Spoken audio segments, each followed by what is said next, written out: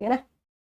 हम सभी के सामने कहेंगे कि हाँ कि साहब आप हैं, कुछ काम तो करना है भाई, बिना काम यूपी किए नाम पुलिस बनाना कांस्टेबल ये तो की सिर्फ नई काल्पनिक भर्ती आई स्थिति में हुई जीना है, है। जिसमें लेखपाल अच्छा, वगैरह की सभी इस हिंदी पढ़ोगे तो हिंदी में ये, टॉपिक की तैयारी कर मैथ पढ़ोगे तो सकते सर हैं मैथ में हमारे ये, चैनल पर। रीजनिंग पढ़ोगे तो ये, टॉपिक के साथ, ऐसे बिना टॉपिक के साथ नहीं। वीडियो और मिलती प्रत्येक व्यक्ति रहेंगी इस समय आपको। मॉक टेस्ट देना शुरू करे, ठीक है ना। यहाँ पर मॉक सभी टेस्ट जरूर प्रकार देने की हैं, तैयारी ठीक है ना, करवाई मॉक जाती टेस्ट है जरूर हमारे देने हैं। चैनल और पर। उसके बाद रिवीजन, रिवीजन उसी पद्धति के आधार पर कि अगर आज आपने यूपी कोई पुलिस टॉपिक पढ़ा कांस्टेबल तो की आज भी पढ़े हुए तैयारी टॉपिक का होती 7 दिन है, के बाद, 14 दिन के लेखपाल की बाद, भी 21वें होती दिन के बाद है। आपको रिवीजन।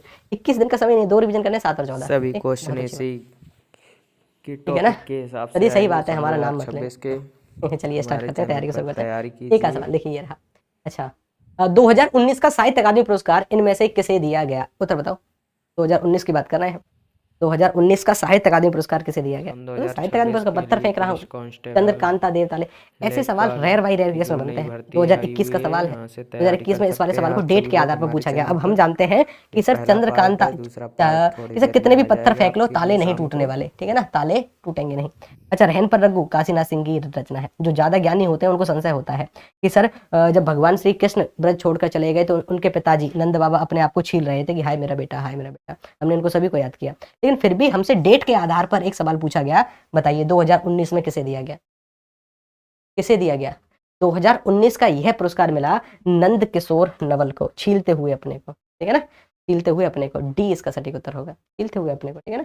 अच्छा, और उसके बाद की अगर हम बात करें, नंद किशोर आचार्य छीलते हुए अपने को 2024 में ये मिला गगन गिल को। किसको मिला, गगन गिल, गगन गिल। और इनकी रचना थी जब तक मैं आई बाहर, जब तक मैं आई बाहर। इस रचना के लिए इनको यह पुरस्कार दिया गया, ठीक है ना। तो सर 2019 का नंद किशोर आचार्य को Chitra Mugdal, post box number नाला सुपारा 203, कि सर चिट्ठी कहाँ डालते हैं, पोस्ट बॉक्स में। इस तरीके से हमने याद किया। अनामिका जी टोकरी में दिंगत कि अनामिका टोकरी लेकर चली। दया प्रकाश सिन्हा सम्राट अशोक ऐसे याद किया कि सम्राट अशोक के हृदय में दया है। बद्री नारायण तुमड़ी के शब्द, इसको ऐसे ही हमने याद किया। संजीव कह रहे हैं मुझे पहचान लो, मैं संजीव हूँ, मुझे साहित्य अकादमी पुरस्कार मिला है, 2023 का मिला। और 2024 में मिला था गगन गिल को, जब तक मैं आई बाहर, ठीक, ध्यान रखिएगा। साहित्य अकादमी पुरस्कार, साहित्य अकादमी पुरस्कार के बारे में अगर हम बातचीत करते हैं तो ध्यान में रख रखिएगा कुछ फैक्ट, कुछ फैक्ट जैसे साहित्य अकादमी, साहित्य अकादमी स्थापना 1900। आपको बताना है पहली बार कब से देना शुरू हुआ, पहली बार कब से देना शुरू हुआ, कमेंट बॉक्स में उत्तर करिएगा। उसके साथ भाषा जो होती है ना, भाषा 22 संविधान की है, 2 अलग से, एक तो राजस्थानी है और एक कौन सी है, एक है इंग्लिश, ठीक है ना। कुल मिलाकर 24 भाषाओं में दिया गया, नहीं तो 23 उत्तर करके आना है, 24 ना हो तो, ठीक। अच्छा, कि सर पहली बार किस वर्ष दिया गया, उत्तर बताइएगा, ठीक। अच्छा, आगे चलो। मीराबाई के पद राजस्थानी भाषा की किस बोली में लिखे गए हैं, या किस बोली में उन्होंने राजस्थानी में अपने पद गाए हैं, क्यों। राजस्थानी सर किसके अंतर्गत आती है, राजस्थानी का विकास हुआ है सौर सैनी अपभ्रंश से। किससे, सौर सैनी अपभ्रंश से सर इसका विकास हुआ है। सौर सैनी अपभ्रंश से पश्चिमी हिंदी का भी विकास हुआ है, पश्चिमी हिंदी, और गुजराती का विकास हुआ है। गुजराती के साथ साथ सौर सैनी अपभ्रंश से राजस्थानी का भी विकास हुआ है ना, राजस्थानी। अब यह जो राजस्थानी है, ध्यान रखना है, राजस्थानी हिंदी के अंतर्गत 4 बोलियां निहित होती हैं, 4। कैसे सर, हमने इसको याद किया कि राजस्थानी लोग माइकल जैक्सन के बड़े फैन हैं, डांस करते हैं, माइकल जैक्सन के बड़े फैन हैं, यानी MJ, लेकिन M की पावर 3 है, ठीक है ना। अच्छा, MJ माइकल जैक्सन के बड़े फैन हैं। एक M से बनती है सर मारवाड़ी, जोधपुर के आसपास के क्षेत्र में। फिर एक से बनती है सर मेवाती, ठीक है ना। एक M से बनती है मालवी। फिर J से क्या बनती है, जयपुरी, जयपुरी को ढूंढाली भी कहते हैं, जयपुरी, जयपुरी ढूंढाली इसी को बोलते हैं, जयपुरी, ठीक है ना। तो मारवाड़ी, मेवाती, मालवी और जयपुरी। मीराबाई, मीराबाई राजस्थान के मेड़ता के कुकड़ी नामक गांव से संबंधित हैं। जोधपुर के संस्थापक इनके दादाजी थे, राव जोधा, ठीक है ना। जोधपुर में मारवाड़ी बोली जाती है, जोधपुर से ही इनका संबंध है, ठीक है ना। तो इनका मारवाड़ी, इनके पति का नाम था भोज सिंह, और भोज जी की मृत्यु शादी के 7 साल के बाद हो गई। 7 साल के बाद मृत्यु हो जाने के बाद मीराबाई ने क्या किया कि अब भगवान श्री कृष्ण को ही अपना पति मान लिया और वो स्थान छोड़कर वृंदावन आ गई। इनके पदों की भाषाओं में अलग अलग भाषाओं की छवि देखने को मिलती है, क्यों, ये देखो, एक तो ये राजस्थान से है, तो एक तो मारवाड़ी की छवि देखने को मिलती है, मारवाड़ी, मारवाड़ी के साथ साथ पंजाबी की छवि भी देखने को मिलती है, पंजाबी के साथ साथ ब्रज आ गई तो वृंदावन आकर रहने लगी, तो ब्रज की छवि देखने को मिलती है, ब्रज में भी है।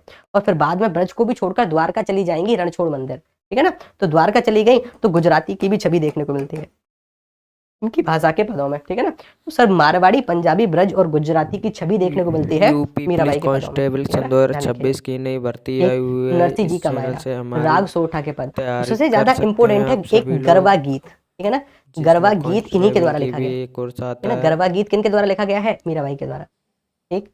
कृष्ण भक्ति शाखा की कवि है। और क्या सवाल उनसे आ सकता है? 2026 की नई कई बार भर्ती इनके आई गुरु हुई का है नाम आता पुलिस है। कांस्टेबल। मीराबाई के गुरु यूपी का नाम पुलिस क्या है? कांस्टेबल रैदास। की तैयारी के रैदास लिए को ही हम क्या बोलते हैं? हमारे संत चैनल को लाइक रविदास। करें, क्या बोलते हैं? सब्सक्राइब संत करें। ये पहला रविदास, ठीक है पार्ट जी, है, दूसरा पार्ट डन। आपको शाम को मिल कुछ गुरुओं के जाएगा। नाम इंपोर्टेंट होते हैं, यहाँ ध्यान से में रखिएगा। तैयारी इस वाले कीजिए सवाल का आप उत्तर सभी बताओ लोग। कि देखो, गुरुओं के नाम के अंतर्गत सर जैसे एक आते हैं सूरदास, कुछ इंपोर्टेंट को मैं लिख रहा हूँ, सूरदास, सूरदास, यूपी सूरदास जी के पुलिस गुरु जी का नाम कांस्टेबल पूछा की जाता नई है। सूरदास के बाद एक आते हैं वैकेंसी रहीम। आती हुई ये हमारे रहीम जी के चैनल पे साथ एक आते हैं पढ़ेंगे कौन? रैदास।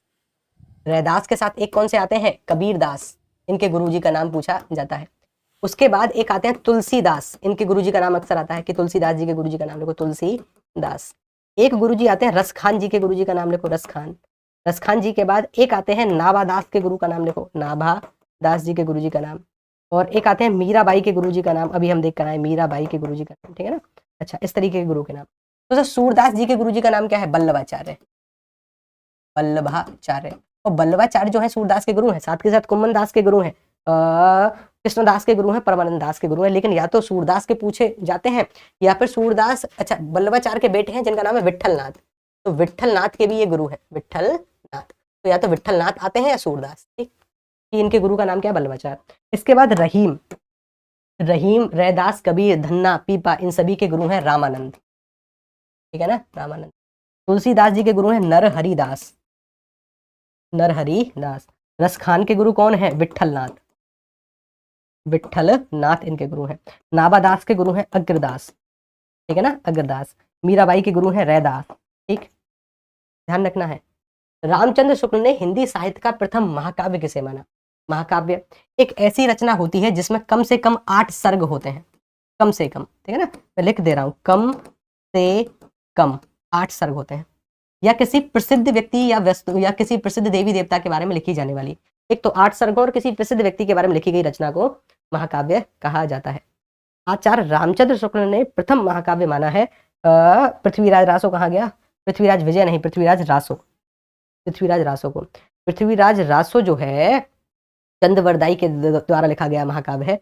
आचार्य रामचंद्र शुक्ल चंद्रवरदाई को प्रथम महाकवि मानते हैं, ठीक है ना। किसके द्वारा लिखे थे? पृथ्वीराज रासो, चंद्रवरदाई, चंद्रवरदाई, ठीक है ना, वरदाई। कुछ और सवाल ध्यान में रखना।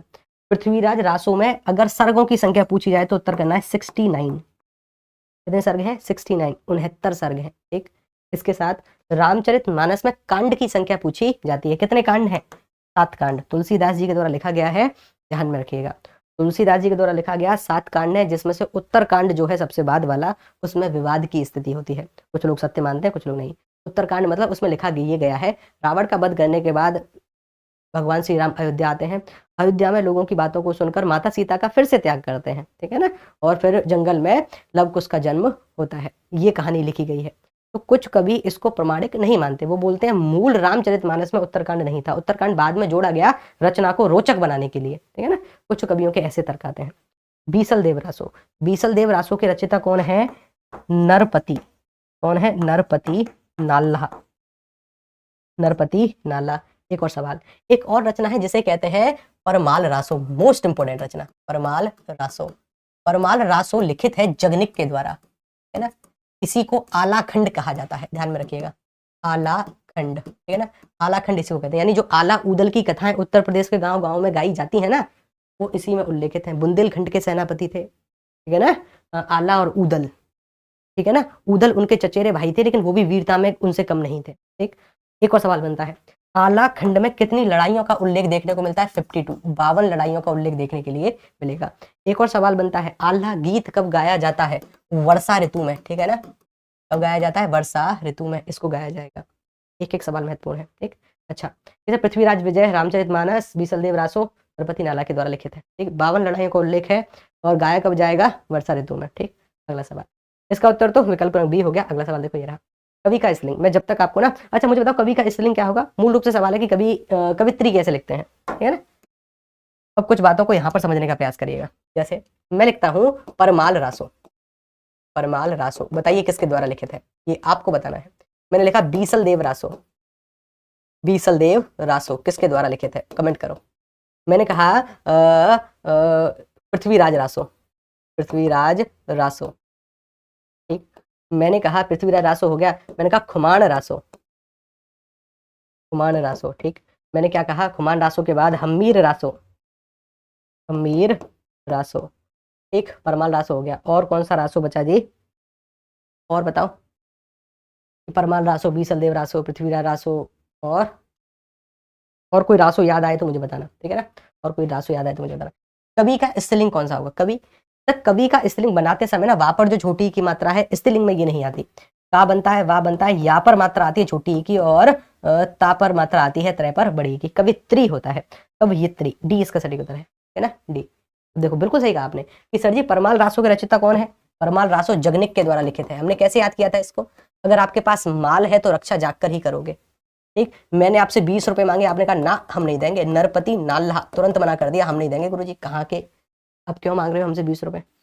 पृथ्वी और चंद्रमा का घनिष्ठ संबंध है, चंद बरदाई, पुलिस ठीक कांस्टेबल है ना, की चंद बरदाई। तैयारी के अच्छा लिए चंद बरदाई हमारे बताइए ना, चैनल को चंद बरदाई के द्वारा। लाइक और खुमान रासो, खुमान कहते हैं सब्सक्राइब घमंड करें, को। आपको जिससे घमंड कि कब होगा, मेरी जब दल पर वीडियो विजय आप तक प्राप्त कर पहले लोगे, पहुंचे। दलपत विजय यहाँ के द्वारा पर लिखित है, ठीक। UP police Hamir, Hamir Raso constable लिखित है सारंग धर के द्वारा। कैसे याद किया, लेखपाल की तैयारी सारंग के बहुत करवाई ज्यादा अर्थ जाती होते हैं। है, सारंग का अर्थ दीपक होता है, स्त्री होता है, घूंघट होता है। जिसमें सारंग का अर्थ सभी चंद्रमा होता प्रकार है, की भंवरा जनरल होता है, तितली नॉलेज होता है, वगैरह हाथी होता सभी है, आपको शेर भी होता है। मिलेंगे। तो सारंग अच्छे से का एक तैयारी अर्थ हाथी भी करवाई है, जाएगी। ये सारंग धर के द्वारा लिखित है। जैसे हाथी कि किसी के ऊपर धर कवि जाए, का हाथी अगर स्त्रीलिंग किसी के ऊपर इनमें से बैठ क्या जाए, है, उसके मुंह से तो आवाज आएगी, इसमें हाय राइट मम्मी। आंसर हमीर होगा रासो इनके द्वारा लिखित है, ठीक है ना, ध्यान रखिएगा। कवित्री, ये कवित्री ये हो गया। अगला कवित्री। सवाल, खड़ी बोली या कौरवी का उद्भव सौरसेनी अपभ्रंश के निम्नलिखित में से किस रूप से हुआ है। हेलो अच्छा सवाल है, दोस्तों, यूपी देखो पुलिस हमें कांस्टेबल पता की है कि सर तैयारी के खड़ी बोली लिए जो है उसे कौरवी सन कहते हैं। 2026 ये यूपी सौरसेनी पुलिस अपभ्रंश से कांस्टेबल की विकसित हुई है, तैयारी के लिए लेकिन हमारे सौरसेनी चैनल को अपभ्रंश से राजस्थानी भी तो विकसित हुई है, लाइक करें। गुजराती भी तो विकसित हुई है, ठीक है ना।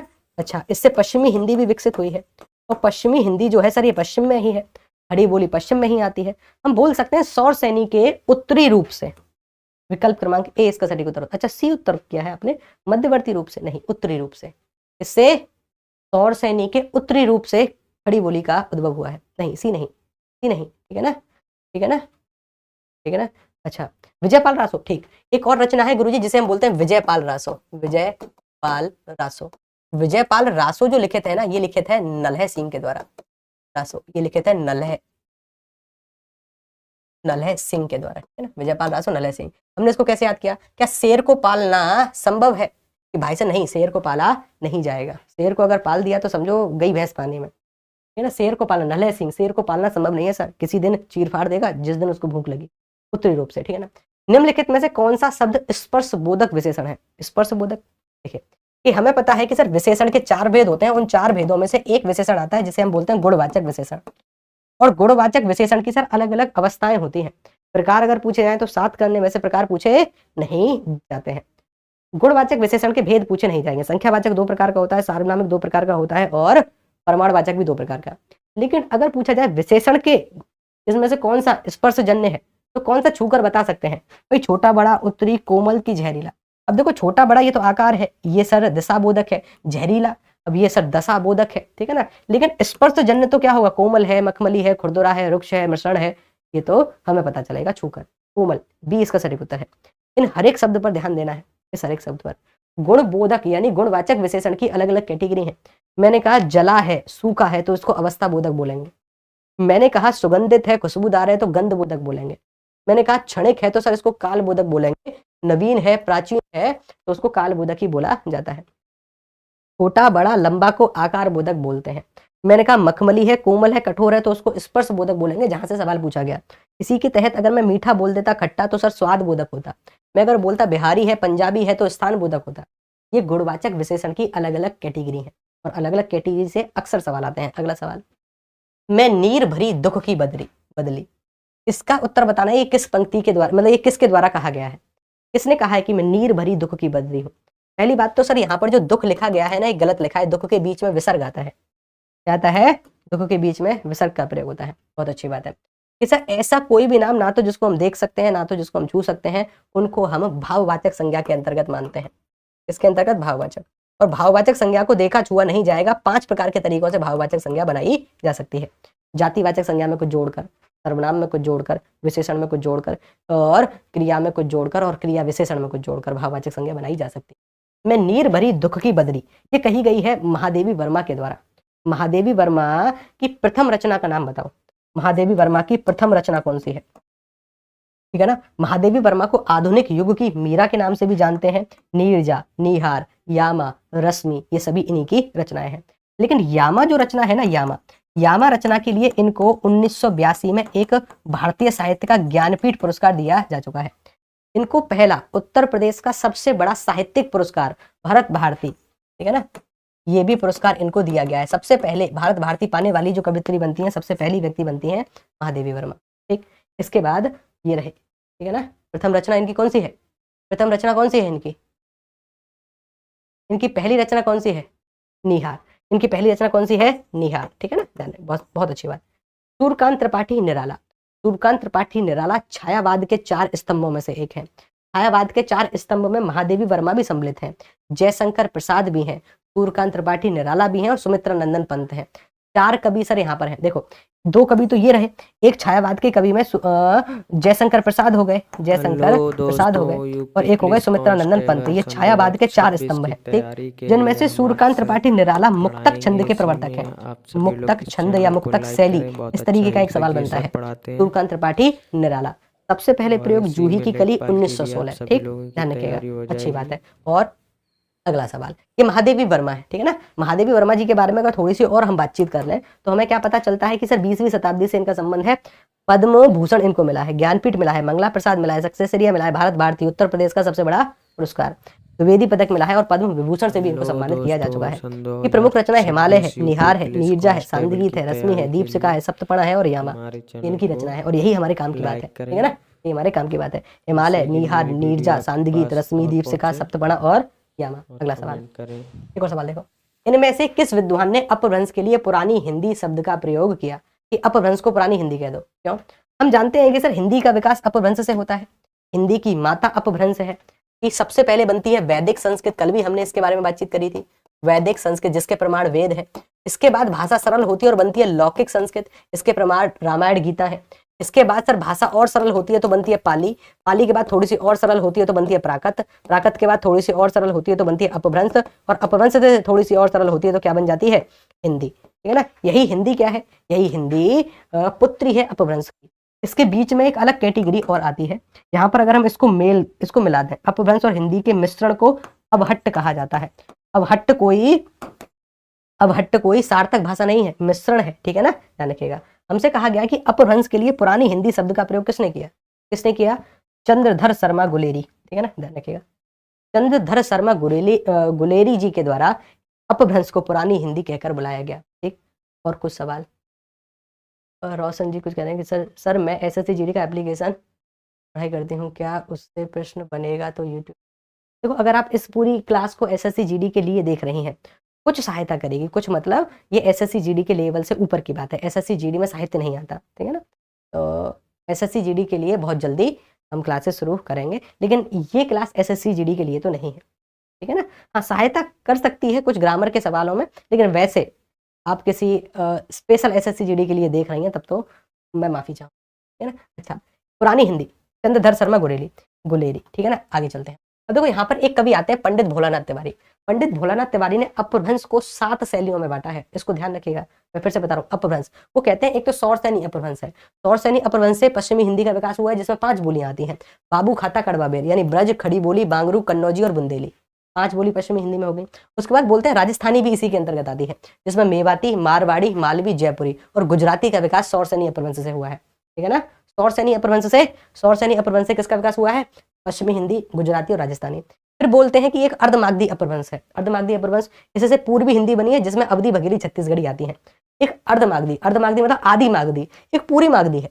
पूरी मागधी यानी मागधी से विकास हुआ है बिहारी का, बांग्ला का, उड़िया का, असमिया। ये सवाल अक्सर पूछा गया है कि असमिया का विकास किससे हुआ है? असमिया का विकास हुआ है मागधी से, ध्यान रखना। ये नई शास्त्रीय भाषा भी बनी है, बांग्ला भी नई शास्त्रीय भाषा बनी है। तो सवाल आ सकता है, मागधी से बिहारी हिंदी बनती है, बिहारी हिंदी में भोजपुरी, मैथिली और मगही आती है। साथ के साथ बांग्ला, उड़िया, असमिया मागधी से निर्मित है। खस से पहाड़ी हिंदी का निर्माण होता है। बैसाची से लहंदा और पंजाबी बनती है। प्राचर से सिंधी और महाराष्ट्री से मराठी बनती है, जो कि देवनागरी में लिखी जाती है। ठीक है ना। एक बार फिर से देखो, इसको देखने की आवश्यकता है मागधी को। मागधी से बिहारी हिंदी और अर्ध मागधी से पूर्वी हिंदी। मागधी से बिहारी हिंदी बनेगी, साथ के साथ बांग्ला बनेगी, उड़िया और असमिया का विकास मागधी से। एक बहुत अच्छी बात। अगला सवाल कि स्पर्शजन्य बीमारी के लिए कौन सा शब्द आ सकता है? एक ऐसी बीमारी है जो कि छूने से फैलती है, स्पर्शजन्य एक बीमारी है। गोवा वाले बीच पर, बिल्कुल आपने सही कहा। जब सिलेक्शन होगा ना तो आपको लेकर जाएंगे गोवा वाले बीच पर। एक बहुत अच्छी बात। देखिए, स्पर्शजन्य यानी जो छूने से, जैसे कोविड था ना, कोविड छूने से तो जैसे हाँ, अगर वायरस आपके हाथ में है और वो छूने से आपके हाथ पर आ गया और आपका हाथ नाक वाक के पास चला गया, समझो कोविड आपको हो गया। इतनी भयावह स्थिति देखी ना। अगर ये दुनिया बची रही, अगर दुनिया रही, संकेतों से लग तो नहीं रहा कि दुनिया ज्यादा लंबे समय तक रहेगी, क्योंकि ऐसी स्थिति पूरे विश्व में बन रही है, कभी भी थर्ड वर्ल्ड वॉर शुरू हो सकता है। ठीक है ना। अभी पूरे वर्ल्ड के हालात ठीक नहीं है, हर जगह युद्ध है। केवल एशिया को थोड़ा बहुत अगर छोड़ दें तो हर जगह युद्धों जैसी स्थिति है। कभी कोई ग्रीनलैंड को कब्जा रहा है, कभी कोई कनाडा को कब्जा रहा है, कभी कोई वेनेजुला को, मतलब अद्भुत स्थिति है। ठीक है ना। युद्ध जैसी स्थिति है। अगर दुनिया बची रही तो हम हमारे बच्चों को कुछ कहेंगे क्या कि हमारे समय एक ऐसा या एक ऐसी बीमारी आई कोरोना करके, और उसने सभी को घरों में बंद कर दिया था। लॉकडाउन रहा 2-2 महीने। ठीक है ना। ऐसी स्थिति हो जाएगी। स्पर्शजन्य बीमारी के लिए सर हम बोलते हैं कि ये संक्रामक रोग है। ठीक है ना। अब जिस व्यक्ति को वह रोग हो जाता है उस व्यक्ति को संक्रमित कहते हैं। ठीक है ना। उस व्यक्ति के लिए किस शब्द का प्रयोग होता है? व्यक्ति के लिए संक्रमित का। और उस रोग को हम क्या कहते हैं कि भाई ये संक्रामक रोग, छूकर फैलने वाला रोग ही इसका सटीक उत्तर होगा। ठीक है ना।